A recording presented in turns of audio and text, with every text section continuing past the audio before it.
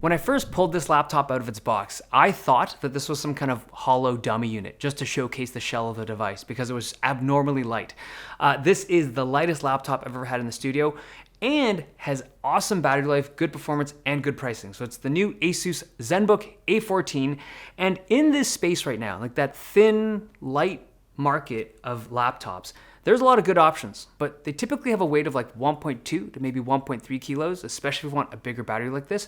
This device comes in at 870 grams. It's like 35% lighter, if not more. And also, pricing. When you go for thin and light laptops, they're usually more expensive, and they start at like $1,100, maybe $1,200 at the base. This starts at $899, and that's the base price without any kind of sales or discounts. Now, to hit this weight, they've done a few things that are different on this device. The first is that they're using magnesium alloy on all the panels. So the keyboard deck, the bottom deck, the top panel, this is all magnesium alloy, and it's also coated in their ceramic polymer. So it's called ceruleum.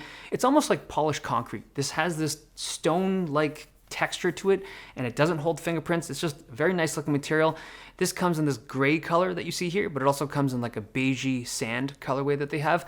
And when I weighed all three of those components, so the keyboard deck, the bottom panel, and the top panel, those came in together at only 258 grams. And the idea is that you shave off weight on all the components that you can, and collectively the whole system weight drops down. So the motherboard's also very compact and lightweight. Same with the heatsink. All of the components are just engineered to be light while strong, and the end result is something that just feels strangely light. It's built so strong still. Like everything about this is like tanky because of that magnesium alloy. It just feels strange. It's just not what you'd expect of a typical lightweight laptop. And it's even one-hand openable despite it having such a lightweight base.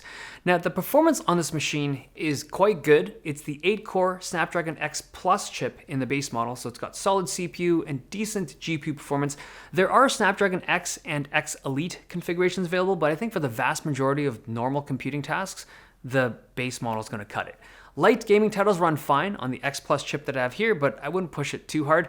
The display is a 14-inch OLED panel. So this is a 1200p panel, gets bright, good color gamut, but it's only 60 Hertz. Now for the price, I'm not surprised, and it's obviously not marketed as a gaming laptop, but there is another miss. This is not a touchscreen. And I feel like for the device that it is, it really should have been. Like, because this is so light, I feel like a lot of people have just been carrying this around, and it'd be nice to like poke at the screen while you're walking around or just like lying in bed. Whatever it is you're doing with a super light laptop, touchscreens are usually very nice. Now, the thermals on this device are quite good, and if you take a look at the inside, there is something interesting going on with the fan configuration. So you have two fans. One of them is your typical fan that cools off the heatsink and exhausts it out the back, but the other fan, it just blows into the system. This has no exhaust on the outside, it just goes across the components to cool it down.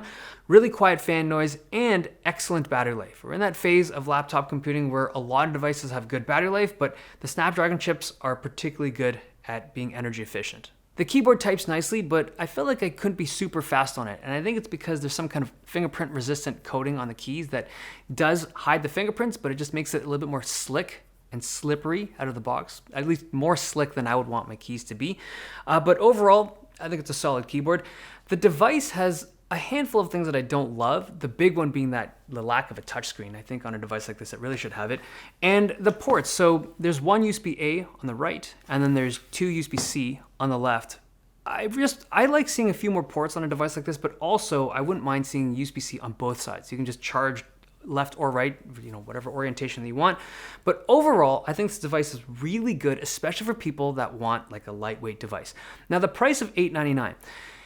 It's a good price. I don't think it's like an awesome price where it's like, oh my God, it's so cheap, everyone should get this. But I think I feel that way because we've seen a ton of really low priced like sale devices over the holidays and because of like Black Friday and stuff, that it's kind of skewed my perception of what laptops can be at this price point.